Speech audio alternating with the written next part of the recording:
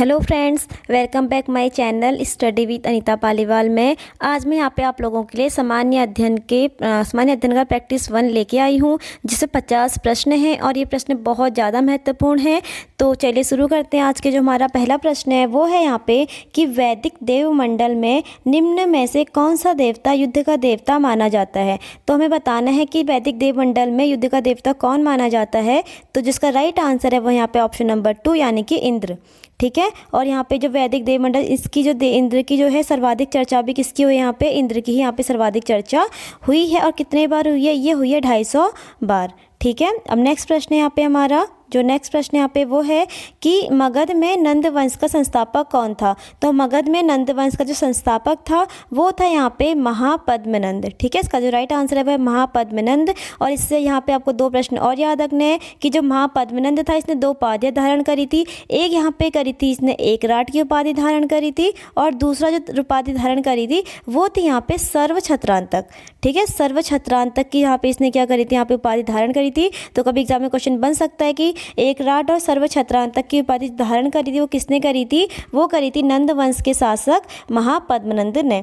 ठीक है। अब जो नेक्स्ट प्रश्न है यहाँ पे वो हमारा यहाँ पे है कि जो नेक्स्ट प्रश्न है यहाँ पे वो है कि यूनानी लेखक जस्टिन द्वारा किसे सैंड्रोकोटस कहा गया है। तो जो यूनानी लेखक जस्टिन था इसने जो सैंड्रोकोटस कहा था, ये कहा था इसने चंद्रगुप्त मौर्य को। ठीक है। नेक्स्ट प्रश्न है यहाँ पे हमारा, जो अगला प्रश्न है वो है कि निम्नलिखित स्थानों में से कौन सा स्थान पूर्व मध्य काल में शिक्षा का केंद्र नहीं था। तो पूर्व मध्य काल की बात हो रही है, उसमें शिक्षा का जो केंद्र नहीं था वो था यहाँ पे तक्षशिला। ठीक है। तक्षशिला पूर्व मध्य काल में शिक्षा का केंद्र नहीं था, क्योंकि जो तक्षशिला था ये प्राचीन काल में था। ठीक है। प्राचीन काल में क्या था, ये शिक्षा का केंद्र था, इसलिए इसका राइट आंसर है यहाँ पे तक्षशिला। जो और नेक्स्ट प्रश्न यहाँ पे हमारा कि न्याय दर्शन के संस्थापक थे। तो जो न्याय दर्शन के संस्थापक थे वो थे यहाँ पे गौतम।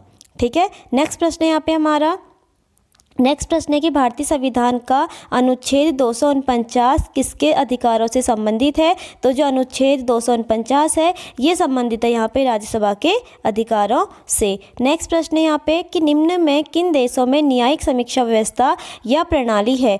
तो जो न्यायिक समीक्षा प्रणाली व्यवस्था है ये है भारत और संयुक्त राज्य अमेरिका दोनों में।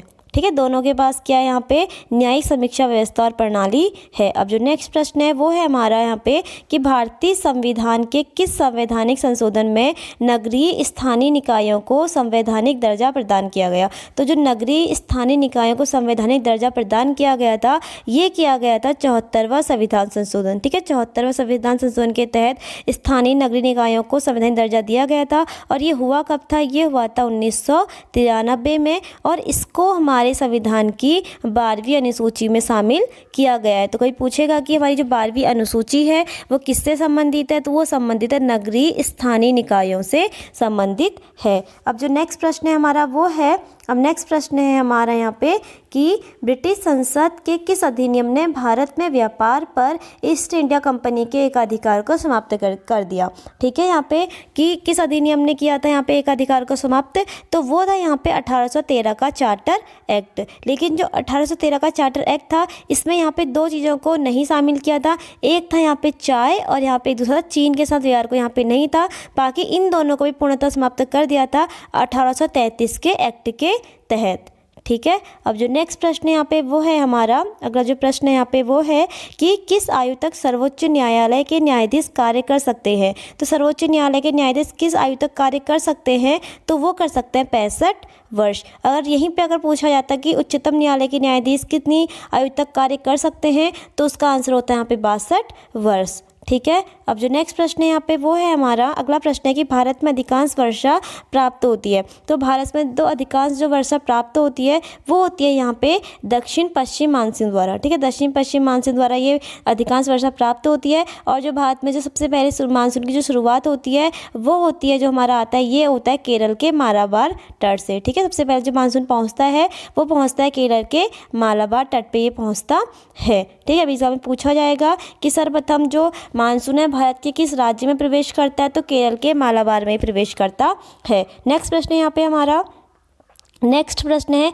कि गंडक नदी निम्न में से किस एक नदी तंत्र से संबंधित है। तो जो गंडक नदी है ये गंगा की सहायक नदी है, तो गंगा नदी तंत्र से संबंधित है। अब नेक्स्ट प्रश्न है यहाँ पे हमारा कि भारत का प्रथम जैव मंडल आरक्षित क्षेत्र कहाँ स्थित है।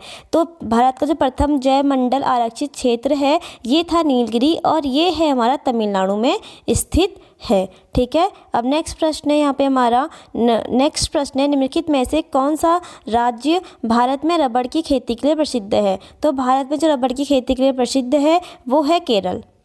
ठीक है। अब नेक्स्ट प्रश्न है यहाँ पे हमारा कि भोपाल गैस त्रासदी निम्नलिखित में से किसके रिसाव के कारण हुई थी। तो भोपाल गैस त्रासदी ये हुई थी मिथाइल आइसोसाइनेट के रिसाव से हुई थी, जो कब हुई थी 2-3 दिसंबर 1984 को। डेट पूछेगा तो याद रखना 2-3 दिसंबर 1984 को क्या हुई थी, भोपाल गैस त्रासदी हुई थी। और ये किस गैस के रिसाव के कारण हुई थी, ये हुई थी मिथाइल आइसोसाइनेट। ठीक है। अब नेक्स्ट प्रश्न है यहाँ पे हमारा कि भारत में श्वेत क्रांति के जन्मदाता माने जाते हैं। तो भारत में श्वेत क्रांति के जन्मदाता माने जाते हैं, वो माने जाते हैं यहाँ पे वी कुरियन यानी कि वर्गीस कुरियन। नेक्स्ट प्रश्न है यहाँ पे हमारा कि मौसम की दशाएं वायुमंडल की किस परत में बदलती हैं। तो यानी मौसम संबंधी जितनी भी घटनाएं हैं वो वायुमंडल की किस परत में होती हैं। तो इसका जो राइट आंसर है वो यहाँ पे क्षोभ मंडल, यानी कि सबसे निचली परत है क्षोभ मंडल। यहाँ पे मौसम संबंधी जितनी भी घटनाएं हैं वो सबकी सब कहाँ होती है, क्षोभ मंडल में होती है।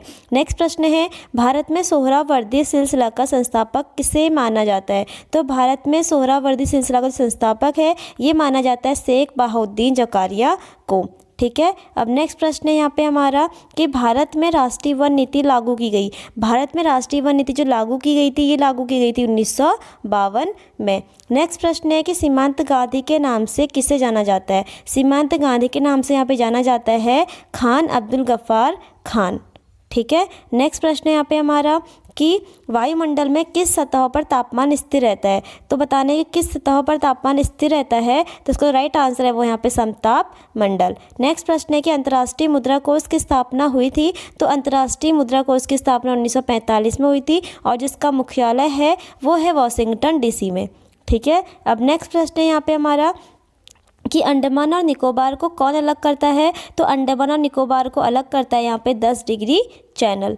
ठीक है। नेक्स्ट प्रश्न है यहाँ पे हमारा ग्रेट हिमालयन राष्ट्रीय पार्क जिसे यूनेस्को ने विश्व धरोहर स्थल घोषित किया है स्थित है। तो ग्रेट हिमालयन राष्ट्रीय पार्क ये स्थित है हिमाचल प्रदेश में। ठीक है। नेक्स्ट प्रश्न है यहाँ पे हमारा नेक्स्ट प्रश्न है बौद्ध ग्रंथ मिलिंद पन्हो किस हिंद यवन शासक पर प्रकाश डालता है। तो जो बौद्ध ग्रंथ मिलिंद पन्हो है ये डालता है यहाँ पे मिनेंडर। ठीक है। मिनेंडर जो यहाँ पे यवन शासक था इसे प्रकाश डालता है। इसमें क्या था कि जो बौद्ध भिक्षु थे, ठीक है, जो बौद्ध भिक्षु थे नागसेन, ठीक है, बौद्ध भिक्षु कौन थे यहाँ पे, नागसेन थे। इन्होंने क्या किया था, इसे यहाँ पे जो यवन शासक जो मिनेंडर था इसे क्या दी थी, बौद्ध धर्म की शिक्षा दी थी। तो इसकी जानकारी हमें किससे मिलती है, वो मिलती है मिलिंद पन्हो नामक बौद्ध ग्रंथ से मिलती है। तो मिलिंद पन्हो क्या है, एक बौद्ध ग्रंथ है जिससे हमें ये जानकारी मिलती है कि बौद्ध भिक्षु नागसेन ने मिनेंडर को क्या दी थी, बौद्ध धर्म की शिक्षा दी थी।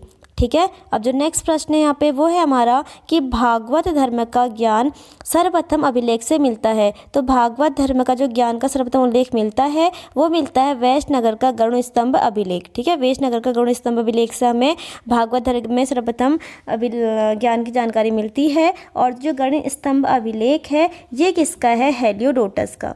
ठीक है। ये किसका है, हेलियोडोटस का। ये क्या है यहाँ पे, ये एक गरुड़ स्तंभ अभिलेख है। तो कोई पूछा जाएगा कि जो गरुड़ स्तंभ अभिलेख है वो किसका है, वो है हेलियोडोटस का। ठीक है। अब नेक्स्ट प्रश्न है यहाँ पे हमारा जो अगला प्रश्न है वो है हमारा यहाँ पे कि गुप्त साम्राज्य के पतन के विभिन्न कारण थे, निम्नलिखित कथनों में से कौन सा नहीं था। तो हमें बताना है कि इन चारों में से कौन सा एक कारण गुप्त साम्राज्य के पतन का कारण नहीं था।